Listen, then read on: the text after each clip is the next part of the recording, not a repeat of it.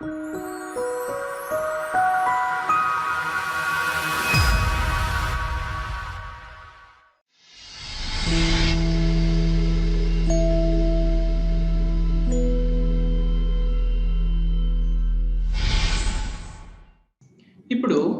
Apostrophe అంటే ఏంటి? Apostrophe అంటే ఏంటి అండ్ ఎప్పుడు యూజ్ చేయాలి, ఎలా యూజ్ చేయాలి, when and how to use it.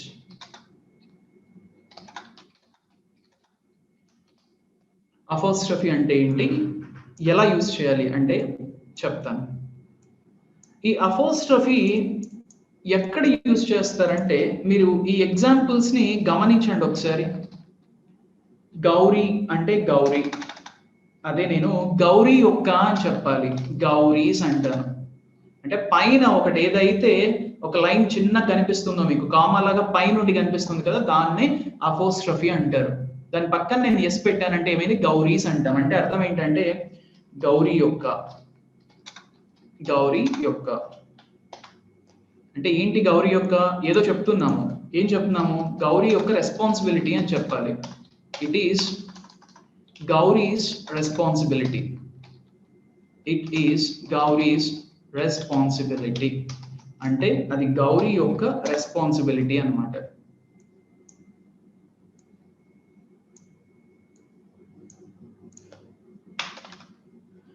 C నాన్న అని చెప్పాలంటే ఫాదర్ అంటాము, మై ఫాదర్ అంటాం, మా నాన్న. మై అంటే నా యొక్క అని చెప్పాను కదా, మై ఫాదర్ అంటే మా యొక్క నాన్న. ఇప్పుడు మై ఫాదర్స్ అని నేను అన్నాను అనుకోండి, అపోస్ట్రోఫీని ఇక్కడ యాడ్ చేశాను అనుకోండి, మై ఫాదర్స్. దీని అర్థం ఏంటంటే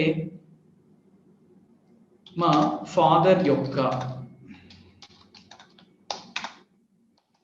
అది మా ఫాదర్ యొక్క ఇన్కమ్ అని చెప్పాలి నేను. ఇప్పుడు నేను ఏం చెప్తానంటే మై ఫాదర్స్ ఇన్కమ్ అని చెప్తాను, అది మా ఫాదర్ యొక్క ఇన్కమ్.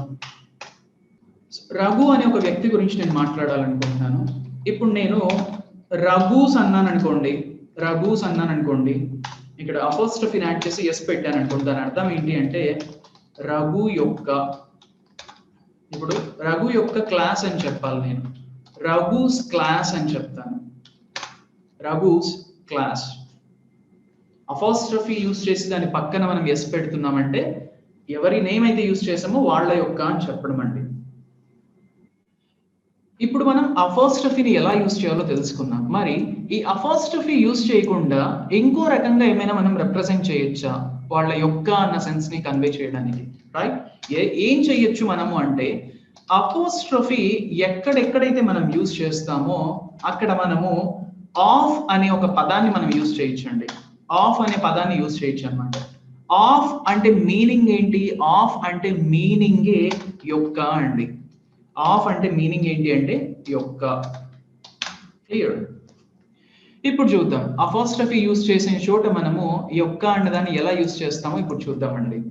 ఇప్పుడు నేను ఏమన్నానంటే గౌరీ బుక్ అని చెప్పాలి, అవునా? దాన్ని ఏమంటామంటే గౌరీస్ బుక్ అంటాము. ఇప్పుడు దీన్నే మనం ఎలా చెప్పచ్చు అంటే గౌరీ యొక్క బుక్ అని చెప్పడానికి నేను ఏమంటానంటే బుక్ ఆఫ్ గౌరీ అంటాను, book of Gauri. Gowri's book అన్నా కూడా బుక్ ఆఫ్ గౌరీ అన్నా కూడా రెండు ఒకటే.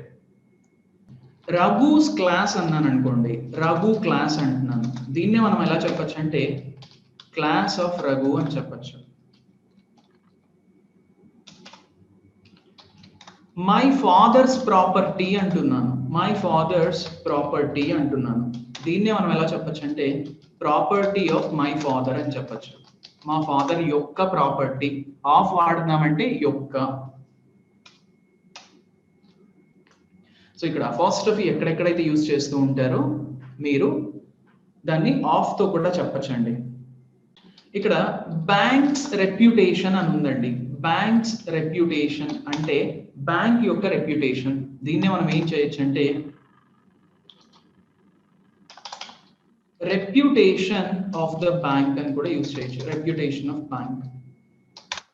మీరు ఎక్కడెక్కడైతే అపోస్ట్రోఫీ యూజ్ చేసి ఎస్ ప్లేస్ చేస్తుంటారో అక్కడక్కడ మీరు ఆఫ్ ని యూజ్ చేయొచ్చు. ఎవరిదైనా వాళ్ళ యొక్క అని చెప్పాల్సి వచ్చినప్పుడు వాళ్ళ పేరు పక్కన మనం అఫాస్ట్రఫీని యాడ్ చేసి దాని పక్కన ఎస్ ని యూజ్ చేస్తామండి. It is Gowri's responsibility, Gauri యొక్క రెస్పాన్సిబిలిటీ అని చెప్పడం. It is my father's income, అది మన ఫాదర్ యొక్క ఇన్కమ్. రఘుస్ క్లాస్, రఘు యొక్క క్లాస్. ఈ అపాస్ట్రఫీ యూజ్ చేయడం వల్ల ఏదైతే మీనింగ్ వస్తుందో అదే మీనింగ్ మనము ఓఎఫ్ ఆఫ్ అనే పదాన్ని యూజ్ చేయడం వల్ల కూడా వస్తుంది. ఆఫ్ అంటే అర్థం ఏంటంటే యొక్క. గౌరీస్ బుక్ అని ఏదైతే అంటామో దాన్ని బుక్ ఆఫ్ గౌరీ అనొచ్చు. రఘుస్ క్లాస్ అని ఏదైతే అంటామో క్లాస్ ఆఫ్ రఘు అనొచ్చు. మై ఫాదర్స్ ప్రాపర్టీ అని ఎక్కడైతే అంటామో అక్కడ మనం ప్రాపర్టీ ఆఫ్ మై ఫాదర్ అనొచ్చు అనమాట. చాలా ఈజీ కదండి ఇవన్నీ కూడా గుర్తుపెట్టుకోవడం. మనం అపోస్ట్రఫీని యూజ్ చేయాల్సిన విధానం ఇది.